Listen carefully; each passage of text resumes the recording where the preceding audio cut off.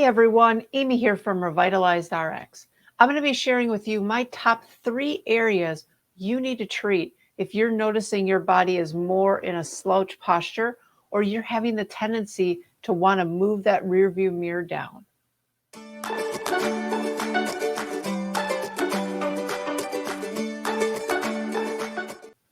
Essentially, our body is being pulled down, being put into a compressed state.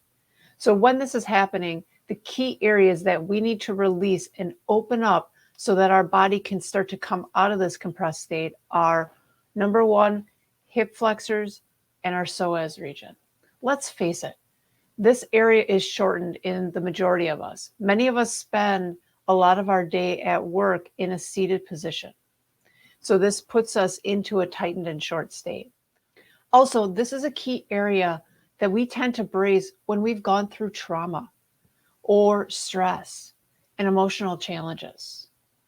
The second area we need to address is our respiratory diaphragm. Again, this is another one of those areas that tends to become tight and braced when we're stressed or going through emotional challenges. Also, when we are in that seated slouch position, it tends to be that area that we compress into. Number 3, the chest region. Are you starting to see a theme here? We are addressing all of these structures in the front side of the body that are being pulled down and forward, putting the body in a shortened and tightened state. Now, I know the majority of us spend our time addressing the areas where our pain is. So when we are being pulled down and forward, the front structures are what become shortened. But then all of these structures in the back, our upper back, our neck, are the areas that are tending to overwork, trying to keep our body upright. So for many of us, this is where our pain develops. But I've found that it is critical to first release and open up the structures in the front. Then you can go and directly work on those areas where the pain remains and the tightness is.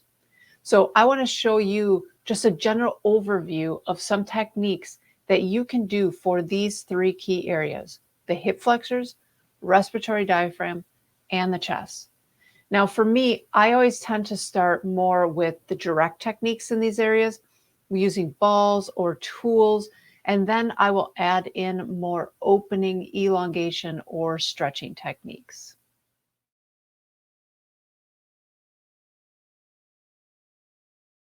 So I'm going to take you through some of these general techniques that I was talking about. First, I'm going to show you the direct technique for each area, and then I'll show you an indirect option.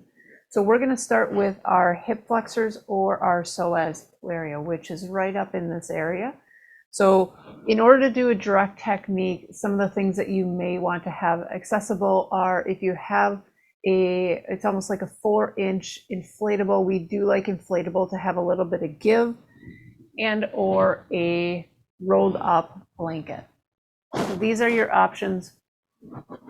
The first one using the blanket is if you just roll this up. Now, I will be letting you know if there's osteoporotic modifications. If you do have osteoporosis, you would want to make sure that your blanket is rolled less, tail going out towards your feet.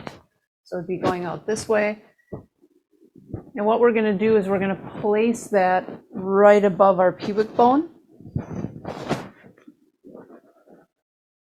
And then we are just going to lie down, and our main focus is just focusing on softening into this toe roll.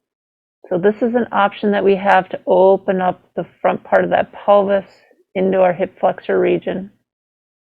We're just focusing on getting very heavy and softening into it. Second option that we have, and if you do have osteoporosis, you're going to want to stay low in the tummy and make sure that your ball is pretty deflated, or you can use a flattened, rolled towel. So for this one, if you find your umbilicus, about 1 inch off of each side is going to be where our psoas rides. So the middle of the ball, you want about an inch off of the umbilicus. Again, osteoporosis state, belly button and below with a deflated ball. So all that you would do is place that ball about an inch off from that belly button, anywhere along that abdomen. And again, we are just going to focus on melting, softening into this technique.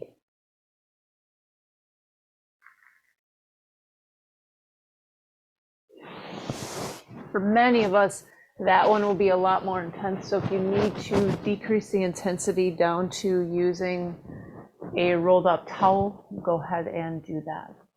Now, our indirect technique for the hip flexor region is to actually do a hip flexor stretch. So I like to do this in kneeling, have a wall or something to support yourself. One knee is bent, one is into a lunge position. We are not extending our back, but we are moving our chest and pelvis forward, focusing on lengthening and opening through this front side. So that is our indirect hip flexor technique. Moving on to our respiratory diaphragm.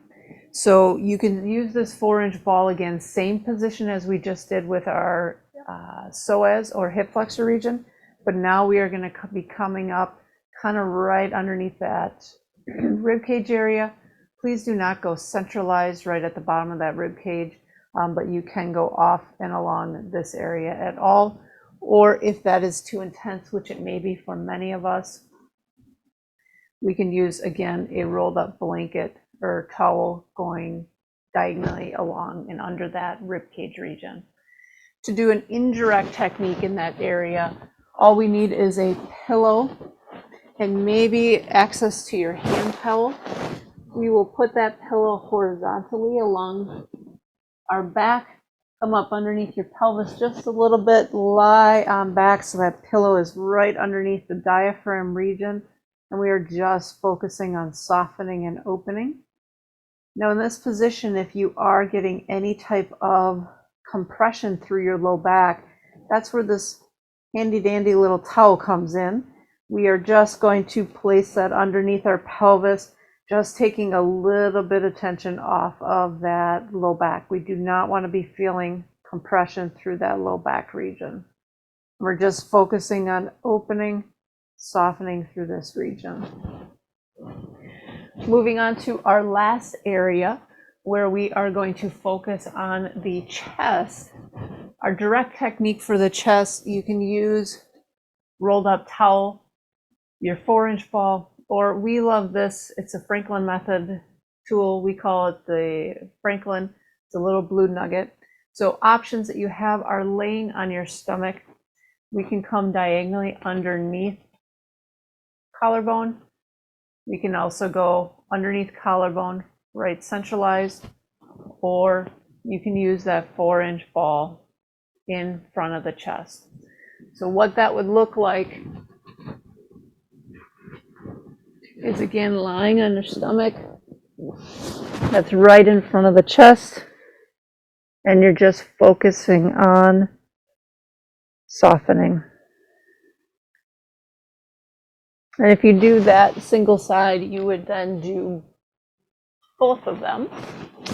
And then moving on to our indirect technique, very similar to the respiratory diaphragm. You can use the pillow horizontally and then just move it up further. But I a lot of times will like to use it vertically. Buttocks will come onto the pillow, and then we're going to walk ourselves back. The important thing is our shoulders do need to hang off of this area so that we are getting opening through the chest. And again, we are focusing on softening, opening, lengthening, and eventually you can kind of start to bring those arms up to help open up that chest. Another option for this is to do a very similar technique, but vertically on a foam roller. If you are doing that on the foam roller, make sure that your head is fully supported as well as your pelvis on that foam roller. So today I just quickly showed you these options, but remember, we always are encouraging you to take a myofascial approach when doing these techniques. So with a myofascial approach, we are focusing on less is more philosophy, and we are never, ever forcing. So we aren't going to go to the most intense feeling or our end range. We're going to slowly enter into each of these techniques, finding where our restriction is. When we find that point, we're going to wait there. We're going to bring our breath into it until that area softens. This is when the release occurs. And we continue to repeat this cycle for a minimum of 3 to 5 minutes. A few of these techniques I've actually shared in previous videos, and I can walk you through them step by step. I'll include these in the links in the description below, so make sure you're checking those areas so I can walk you through those steps.